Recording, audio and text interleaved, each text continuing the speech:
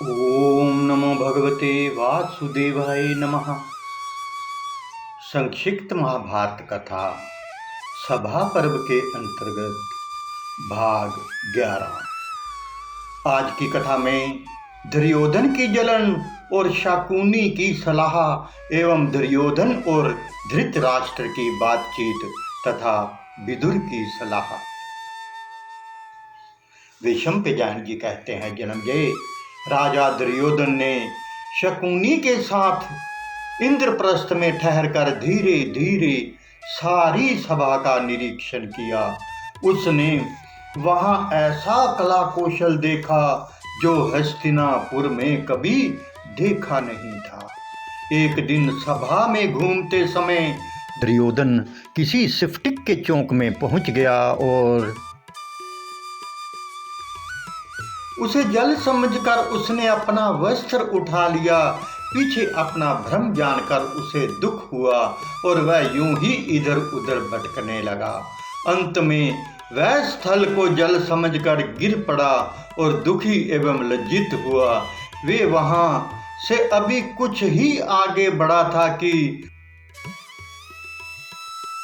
स्थल के धोखे सिफ्टिक के समान निर्मल जल एवं कमलों की सुशोभित बावली में जा पड़ा। धर्मराज की आज्ञा से सेवकों ने उसे उत्तम उत्तम वस्त्र लाकर दिए। उसकी यह दशा देखकर भीमसेन, अर्जुन, नकुल, सहदेव सबके सब हंसने लगे। दुर्योधन के असहिष्णु चित्त में उनकी हंसी से कष्ट तो अवश्य हुआ, परंतु उसने अपने मन का भाव छिपा लिया और उनकी ओर दृष्टि उठाकर देखा भी नहीं। इसके बाद जब वह दरवाजे के आकार की सिफ्टिक निर्मित भीत का फाटक समझकर घुसने लगा, तब ऐसी टक्कर लगी कि उसे चक्कर आ गया। एक स्थान पर बड़े बड़े किवाड़ धक्का देकर खोलने लगा तो दूसरी ओर गिर पड़ा। एक बार सही दरवाजे पर पहुंचा तो भी धोखा समझकर उधर से लौट आया।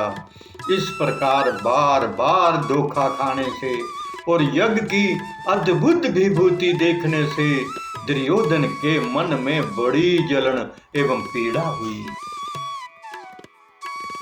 वह युधिष्ठिर से अनुमति लेकर हस्तिनापुर के लिए चल पड़ा। चलते समय पांडवों के ऐश्वर्य एवं संपत्ति के विचार से दुर्योधन का मन भयंकर संकल्पों से भर गया। पांडवों की प्रसन्नता, राजाओं की अधीनता और आबाल वृद्ध की उनके प्रति सहानुभूति देखकर दुर्योधन के चित्त में इतनी जलन हुई कि उसके शरीर की कांति यकायक नष्ट हो गई। शकुनी ने अपने भांजे की विकलता ताड़कर कहा, दुर्योधन तुम्हारी सांस लंबी क्यों चल रही है? दुर्योधन ने कहा, मामा जी, धर्मराज युधिष्ठिर ने अर्जुन के शस्त्र कौशल से सारी पृथ्वी अपने अधीन कर ली है और उन्होंने इंद्र के समान निर्विघ्न राजसूर्य यज्ञ संपन्न कर लिया है। उनका यह ऐश्वर्य देखकर मेरा शरीर रात दिन जलता रहता है। श्री कृष्ण ने सबके सामने ही शिशुपाल को मार गिराया, परंतु किसी राजा की चूक तक करने की हिम्मत ना हुई। कठिनाई तो यह है कि मैं अकेला उनकी राज्य लक्ष्मी नहीं ले सकता और मुझे मेरा कोई सहायक दिखता नहीं है। अब मैं प्राण त्यागने का विचार कर रहा हूँ। मेरे मन में युधिष्ठिर का महान ऐश्वर्य देखकर यही निश्चय हुआ कि प्रबंध ही प्रधान है और पुरुषार्थ व्यर्थ।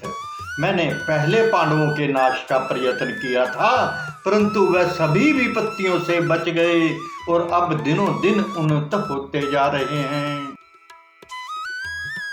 यही तो देव की प्रधानता और पुरुषार्थ की निर्थकता है। देव की अनुकूलता से वे बढ़ रहे हैं और पुरुषार्थ करने पर भी मेरी अवनति होती जा रही है। मामा जी, अब आप मुझे दुखी को प्राण त्याग की आज्ञा दीजिए, क्योंकि मैं क्रोध की आग में झुलस रहा हूँ। आप पिताजी के पास जाकर ये समाचार सुना दीजिएगा। शकुनी ने कहा, दुर्योधन, पांडव अपने भाग्य अनुसार प्राप्त भाग का भोग कर रहे हैं, उनसे द्वेष नहीं करना चाहिए। तुम्हारा ये समझना ठीक नहीं कि मेरा कोई सहायक नहीं, क्योंकि तुम्हारे सभी भाई तुम्हारे अधीन एवं अनुयायी हैं। महाधनुर्धर द्रोण, जिनके पुत्र अश्वत्थामा, सूत पुत्र कर्ण, महारथी कृपाचार्य, राजा सोमदत्त तथा उसके भाई तुम्हारे पक्ष में हैं। तुम इनकी सहायता से चाहो तो सारे भूमंडल को जीत सकते हो। दुर्योधन ने कहा, मामा जी, यदि आपकी आज्ञा हो तो आपको और आपके बतलाए हुए राजाओं को तथा औरों को भी साथ लेकर मैं पांडवों को जीत लूं और उन्हें हंसने का मजा छिका दूं। इस समय पांडवों को जीत लेने पर सारा भूमंडल मेरा हो जाएगा, सब राजा तथा वह दिव्य सभा भी मेरे अधीन हो जाएगी।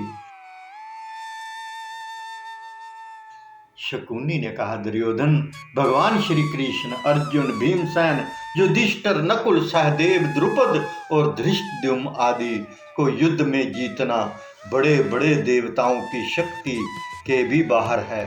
ये सब महारथी, श्रेष्ठ धनुर्धर, अस्त्र विद्या में कुशल एवं उत्तम योद्धा हैं। अच्छा, मैं तुम्हें युधिष्ठिर को जीतने का उपाय बतलाता हूँ। युधिष्ठिर को जुए का शौक तो बहुत है, परंतु उन्हें खेलना नहीं आता।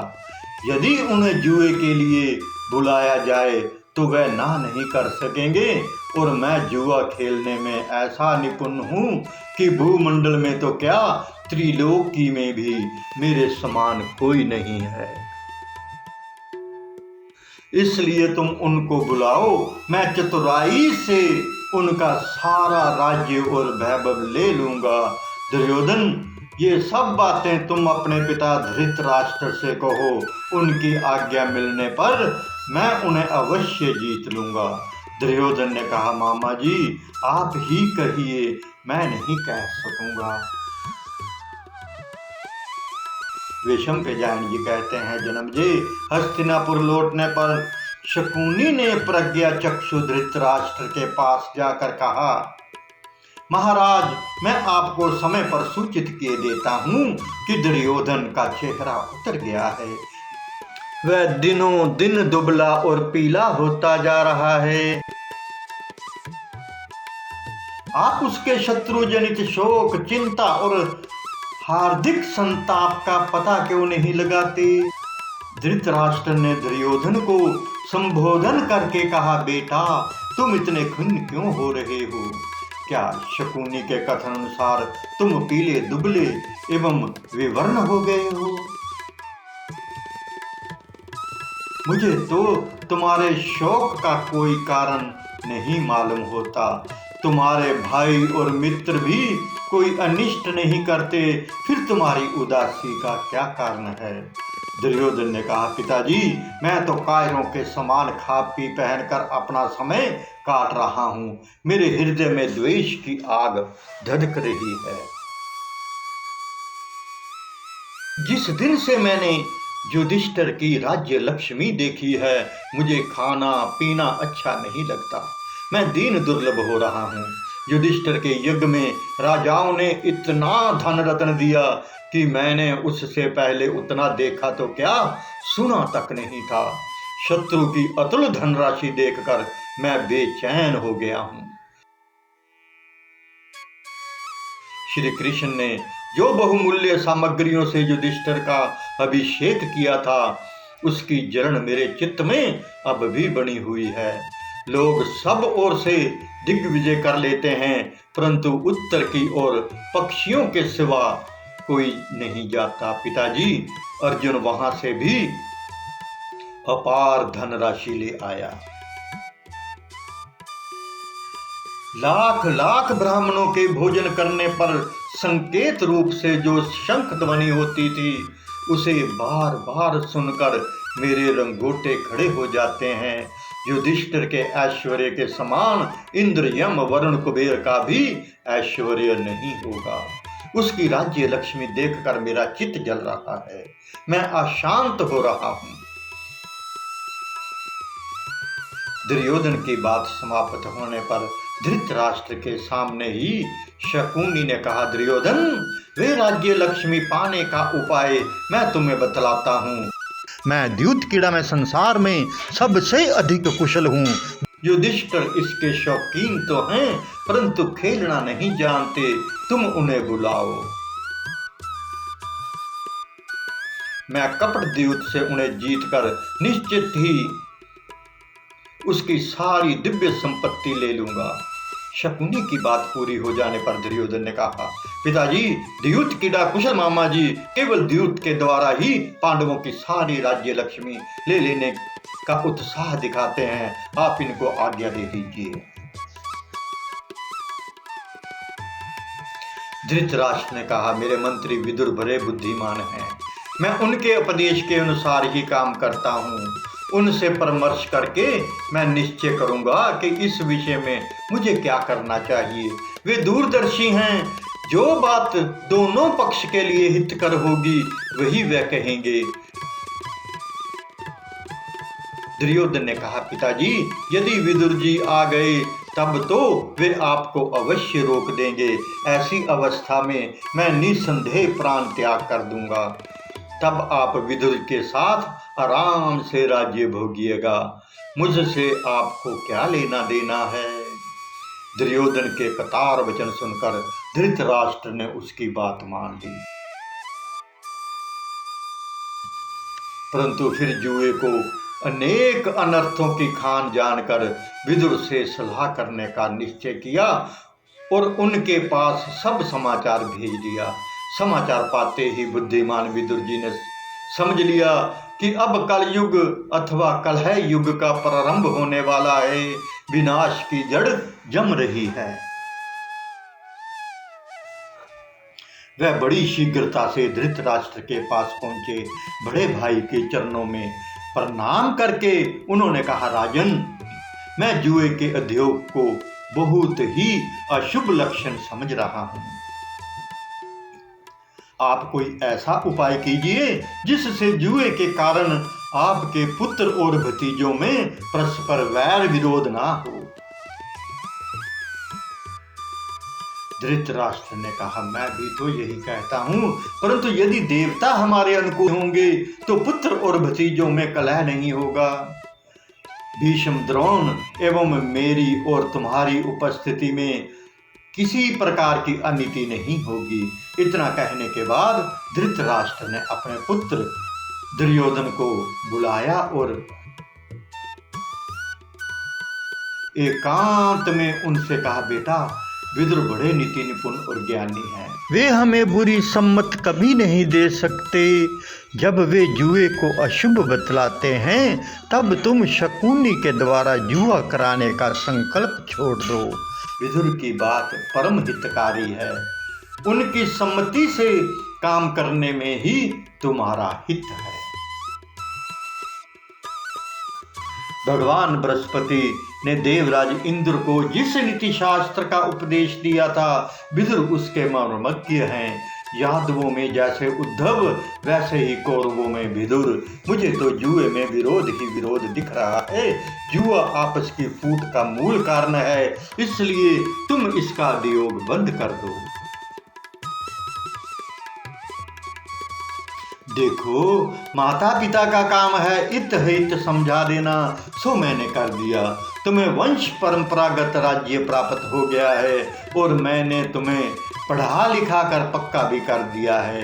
जुए में क्या रखा है, छोड़ो ये बखेड़ा।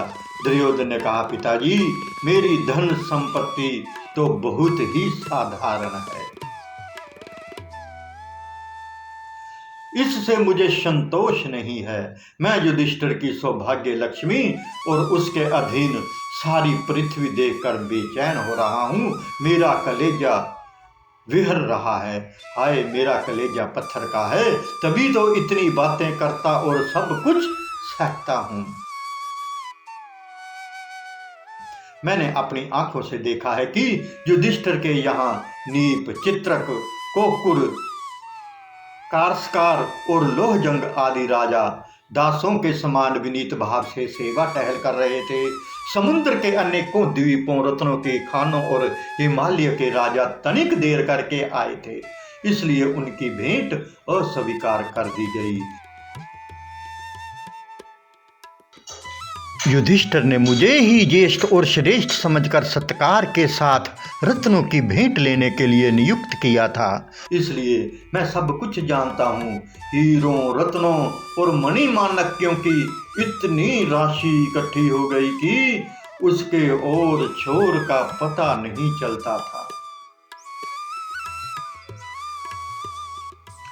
जब रत्नों की भेंट लेते लेते मेरे हाथ थक गए, तब मैंने क्षण भर विश्राम किया। तब भेंट लिए राजाओं की भीड़ बड़ी दूर तक लग गई थी। मैं दानव बिंदु सरोवर से अनेकों रत्न ले आया है और स्फटिक की शिलाएं बिछाकर बावली सी बना दी है। मैंने उसे जल समझ लिया और स्फटिक के गज पर वस्त्र उठाकर चलने लगा।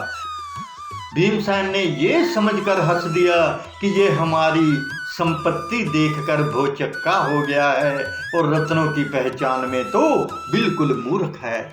जिस समय मैं बावली को स्फटिक का गज समझकर जल में गिर गया, उस समय तो केवल भीमसेन ही नहीं, कृष्ण, अर्जुन, द्रौपदी तथा और भी बहुत सी स्त्रियां हंसने लगी थी। इससे मेरे चित्त को बड़ी चोट लगी है। जिन रत्नों के मैंने कभी नाम भी नहीं सुने थे, उन्हें मैंने पांडवों के पास अपनी आंखों देखा है। समुद्र पार या समुद्र तट के वनों में रहने वाले बेराम, पारद, अभीर और कितब जाति के लोग जो वर्षा के जल से उत्पन्न अन्न के द्वारा ही जीवन निर्वाह करते हैं, अनेकों रतन, बकरे, मेंढे, गौ, स्वर्ण, खच्चर, ऊंट और तरह तरह के कंबल लिए भेंट देने को फाटक पर खड़े थे, परंतु उन्हें कोई भीतर नहीं घुसने देता था। मलेच्छ देशाधिपति प्रज्ञ ज्योति नरेश भगदत्त बहुत ही ऊंची जाति के घोड़े तथा उपहार लेकर आए थे, परंतु उन्हें भीतर घुसने की आज्ञा नहीं मिली। चीन, शक, औडू, जंगल, बर्बर, काले काले हार, हून, पहाड़ी, नीप एवं अनूप देश के वासी राजा रोके जाने के कारण द्वार पर ही खड़े रहे। और भी कितने ही लोग दूर तक धावा मारने वाले हाथी, अरबों घोड़े, पद्मों के मूल्य का सोना भेंट में लेकर आए थे, परंतु उनकी भी वही गति हुई। पिताजी, आप तो जानते ही हैं कि मेरू और मंद्राचल के बीच में शैलोधा नाम की नदी है। उसके दोनों तटों पर बांसुरी के समान बजने वाले बांसों की घनी छाया में खस, एकासन, अरह, प्रदर, दृगवेणु, पारद, कुलंद, तंगन और परतंगन आदि जातियां बसती हैं। उनके राजा डालियों में भर भर कर चींटियों के द्वारा चुनी स्वर्ण राशि भेंट के लिए ले आए थे। उदयाचल निवासी कुरुश राज और ब्रह्मपुत्र नद के उभय तट निवासी किरात भी, जो केवल चाम पहनते, शस्त्र रखते और कच्चा फल मूल खाते हैं, उपहार ले लेकर आए थे। कितने ही राजा खड़े खड़े भीतर प्रवेश करने की बाट देखते और द्वारपाल उन्हें यज्ञ में आने की आज्ञा करते थे। विष्णुवंशी श्री कृष्ण ने अर्जुन का मान रखने के लिए 14,000 हाथी दिए थे। पिताजी, इसमें संदेह नहीं कि अर्जुन श्री कृष्ण की आत्मा और श्री कृष्ण अर्जुन की आत्मा है। अर्जुन श्री कृष्ण से जो काम पूरा करने के लिए कहते हैं, वह उसे तत्काल पूरा कर देते हैं। अधिक क्या कहूँ, अर्जुन के लिए श्री कृष्ण स्वर्ग का त्याग कर सकते हैं और अर्जुन श्री कृष्ण के लिए हंसते हंसते प्राण निछावर कर सकते हैं।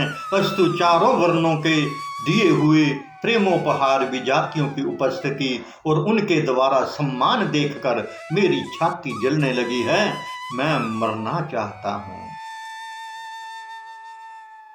पिताजी, कहाँ तक कहें राजा युधिष्ठिर कच्चे और पक्के अन्न के जिनका भारण भोजन करते हैं, उनमें 3 पदम 10,000 हाथी, घोड़ों के सवार 1 अरब रथी और असंख्य पैदल हैं। चारों वर्णों के लोगों में मैंने तो ऐसा किसी को नहीं देखा जिसने युधिष्ठिर के यहाँ भोजन पान अलंकार एवं सत्कार ग्रहण ना किया हो। युधिष्ठिर 88,000 गृहस्थ सन्नातकों का भरण पोषण करते हैं। 10,000 उर्वरेता मुनिजन सुवर्ण के पात्रों में प्रतिदिन भोजन करते हैं। पिताजी, द्रौपदी स्वयं भोजन करने से पूर्व इस बात की जांच पड़ताल करती है कि कोई कुबड़े बौने लंगड़े लूले भोजन किए बिना रह तो नहीं गए। पिताजी, पांचालों के साथ पांडवों का संबंध है और अंधक और वृषवंशी उनके सखा हैं, इसलिए केवल यही दोनों उन्हें कर नहीं देते, बाकी सभी उनके कर्द सामंत हैं। बड़े बड़े सत्य प्रतिज्ञ विद्वान व्रती वाक्ता यज्ञिक धैर्यशाली धर्मात्मा एवं यशस्वी राजा भी युधिष्ठिर की सेवा में संलग्न रहते हैं। राजा युधिष्ठिर के अभिषेक के समय वह लीक स्वर्णमणित रथ ले आए। राजा सुदर्शन ने उसमें कंबोज देश के सफेद घोड़े जोते। महाबली सुनीत ने रास लगाई और शिशुपाल ने ध्वजा। दक्षिण देश के राजा ने कवच, मगधराज ने माला पगड़ी, वसुदान ने 60 वर्ष का हाथी, एकलव्य ने जूते, अवंतिक राज ने अभिषेक के लिए अनेक तीर्थों का जल ला कर दिया। शल्य ने सुंदर मूठ की तलवार और स्वर्ण जड़ित पेटी, चेकिस्तान ने तरकस और काशीराज ने धनुष दिया। इसके बाद पुरोहित धौम्य और महर्षि व्यास ने नारद, असित और देवल मुनि के साथ युधिष्ठिर का अभिषेक किया।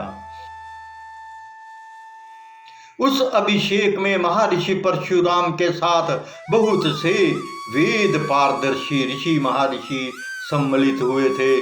उस समय युधिष्ठिर देवराज इंद्र के समान शोभायमान हो रहे थे।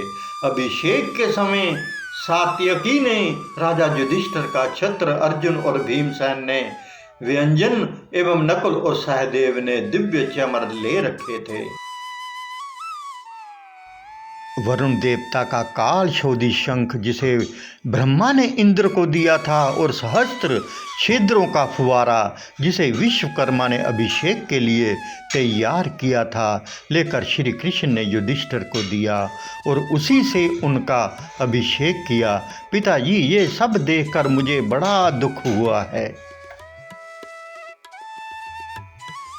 अर्जुन ने बड़े गौरव और प्रसन्नता के साथ 500 बैल ब्राह्मणों को दिए। उनके सींग सोने से मढ़े हुए थे। राज सूर्य यज्ञ के समय युधिष्ठिर की जैसी सौभाग्य लक्ष्मी चमक रही थी, वैसी रंती देव, नाभग, माधंता, मनु, पृथु, भगीरथ, यति और नहुष की भी नहीं होगी। पिताजी, उन्हीं सब कारणों से मेरा हृदय विदर्ण हो रहा है, चैन नहीं है।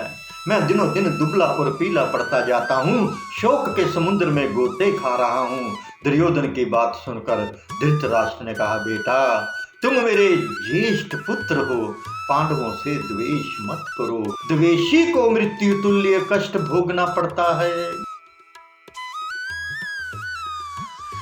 जब वे तुमसे द्वेष नहीं करते तब तुम मोहवश उनसे द्वेष करके क्यों अशांत हो रहे हो? उनकी संपत्ति क्यों चाहते हो? यदि तुम्हें उनके समान यज्ञ भैरव की चाह है तो ऋषिजों को आज्ञा दो, तुम्हारे लिए वे भी राज सूर्य महायज्ञ हो जाए। तुम्हें भी राजा लोग तरह तरह की भेंट दें। बेटा, दूसरे का धन चाहना तो लुटेरों का काम है। जो अपने धन से संतुष्ट रहकर धर्म में स्थित रहता है वही सुखी होता है। दूसरों का धन मत चाहो, अपने कर्तव्य कर्म में लगे रहो और जो कुछ तुम्हारे पास है उसकी रक्षा करो। यही भैरव का लक्षण है। जो विपत्ति से दबता नहीं, कुशलता से अपना काम करता है और चाहता है सबकी उन्नति, जो सावधान और विनयी है उसे सर्वदा मंगल के ही दर्शन होते हैं। अरे बेटा, वे तो तेरी रक्षक भुजा हैं, उन्हें काटो मत, उनका धन भी तुम्हारा ही धन है ना। इस ग्रह कलह में अधर्म ही अधर्म है, उनके और तुम्हारे दादा एक हैं, तुम क्यों अनर्थ के बीज बो रहे हो।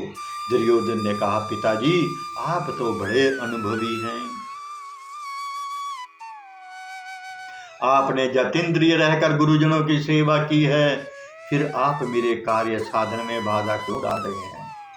क्षत्रियों का प्रधान कर्म है शत्रु पर विजय, फिर इस सब कर्म में धर्म अधर्म की शंका उठाने से क्या मतलब। गुप्त या प्रकट उपाय से शत्रुओं को दबाने का साधन ही शस्त्र है। केवल मारकाट के साधनों को ही तो शस्त्र नहीं कहते। असंतोष से ही राज्य लक्ष्मी की प्राप्ति होती है, इसलिए मैं तो असंतोष से ही प्रेम करता हूँ। संपत्ति रहने पर भी उसकी वृद्धि के लिए प्रयत्न करना नीति निपुणता है। जो असावधानतावश शत्रु की उन्नति की ओर से उदासीन रहता है, वह अपने हाथों अपना सर्वस्व खो बैठता है। वृक्ष की जड़ में लगे दीमक अपने आश्रय वृक्ष को ही खा डालते हैं, वैसे ही साधारण शत्रु भी बल वीर्य से अभिवृद्ध होकर बड़े बड़ों का संहार कर डालते हैं। शत्रु की लक्ष्मी को देखकर प्रसन्न नहीं होना चाहिए, हर समय न्याय को सिर पर चढ़ाए रखना भी भार ही है। धन बढ़ाने की अभिलाषा उन्नति का बीज है। पांडवों की राज्य लक्ष्मी अपनाए बिना मैं निश्चिंत नहीं हो सकता। अब मेरे लिए केवल दो ही मार्ग हैं, पांडवों की संपत्ति ले लेना अथवा मृत्यु। मेरे वर्तमान दशा में तो मृत्यु ही श्रेष्ठ है। धृतराष्ट्र ने कहा, बेटा मैं तो बलवानों के साथ विरोध करना किसी प्रकार उचित नहीं समझता, क्योंकि वैर विरोध से झगड़ा बिखेड़ा खड़ा हो जाता है और वह कुल नाश के लिए बिना लोहे का शस्त्र है। दुर्योधन ने कहा, पिताजी ये कोई नई बात नहीं है। पुराने लोग द्यूत कीड़ा किया करते थे, उनमें ना तो झगड़ा बखेड़ा खड़ा होता था और ना तो युद्ध। आप मामा जी की बात मान लीजिए और शीघ्र ही सभा मंडप बनाने की आज्ञा दीजिए। धृतराष्ट्र ने कहा, बेटा तुम्हारी बात मुझे अच्छी नहीं लगती, तुम्हारी जो मौज हो करो। देखो कहीं तुम्हें पीछे पछताना ना पड़े, क्योंकि तुम धर्म के विपरीत जा रहे हो। महात्मा विदुर ने अपनी विद्या और बुद्धि के प्रभाव से सारी बातें पहले ही जान ली हैं। संयोग ही ऐसा है, लाचारी है। क्षत्रियों के क्षय का महान भयंकर समय निकट आता दिख रहा है। राजा धृतराष्ट्र ने सोचा कि देव अत्यंत दुस्तर है। देव के प्रताप से वे अपने विचार भूल गए। पुत्र की बात मानकर उन्होंने सेवकों को आज्ञा दी, तुम लोग शीघ्र ही तोरण सिफ्टिक नाम की सभा तैयार कराओ। उसमें 1000 खंबे एवं सुवर्ण तथा वैद्यु से जड़ित 100 दरवाजे हों। उसकी लंबाई चढ़ाई 1-1 कोस की हो। राज आज्ञा अनुसार कारीगरों ने सभा तैयार की और उसे तरह तरह की वस्तुओं से सजा दिया। ओम नमो भगवते वासुदेवाय नमः। प्रिय मित्रों, आप सभी हमारे YouTube चैनल कान्हा सेवा के साथ जुड़ें तथा अपने सभी मित्रों को भी हमारे चैनल को लाइक और सब्सक्राइब करने के लिए आज ही आमंत्रित करें। आपके मित्र भी इन कथाओं का आनंद लें। धन्यवाद। हरे कृष्ण कृष्ण कृष्ण हरे हरे, हरे राम राम राम हरे हरे। जय श्री कृष्ण।